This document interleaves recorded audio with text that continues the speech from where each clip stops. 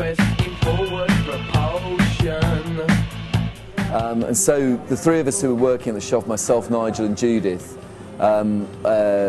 negotiated with the rest of the rough trade company to take on the shop ourselves as an independent company. And we did that in 1983, the end of 1982, beginning of 1983.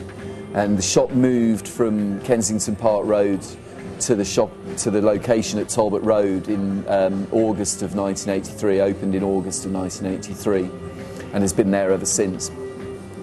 And we kind of just ran it as an independent company. A lot of people never really knew that it was a separate company, and it was in everybody's kind of interests for both the label and the distribution and ourselves for business as usual, really. So we just carried on kind of ploughing our own sort of independent furrow, ostensibly still part of the same business, but not. And we did that until the late 80s, when we opened a second shop in Covent Garden, which continued until this shop opened. Part of the reason that this shop that we moved was because the lease in Covent Garden was up at the time that this shop opened, and obviously Covent Garden a very expensive place to have a shop, much more than it was when we opened it in 1987.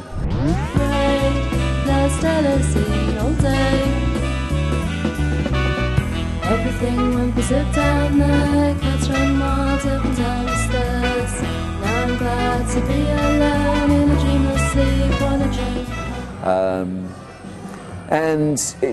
During those years we also experimented with other shops. We had a shop in Paris, we had a shop in Tokyo, neither of which survived for different reasons. They were kind of franchise shops, so we were kind of always at the sort of kind of whim of the people that were running them, So, but they were good for a while. The Paris shop had a really good couple of years, and then suffered really with the sort of expansion of Fnac and the kind of I suppose in some ways it's quite ironic. It kind of the shop suffered because French music actually kind of took off, for a little while. Not for long, but for a little while. And other shops did better, And Tokyo's a tough old place to run a record shop. If you're not Japanese and you're not actually there, it's quite a hard thing to do. But it was a very interesting project. And then, as I say, we came to open this shop in last year. As a result of moving out of Covent Garden, and some investors becoming involved in the business in an effort to take it into the kind of 21st century, I suppose, amid a climate of declining record sales because of the internet, digital, and the kind of supermarket sales. Tough few years. A lot of record shops, independent record shops, closing.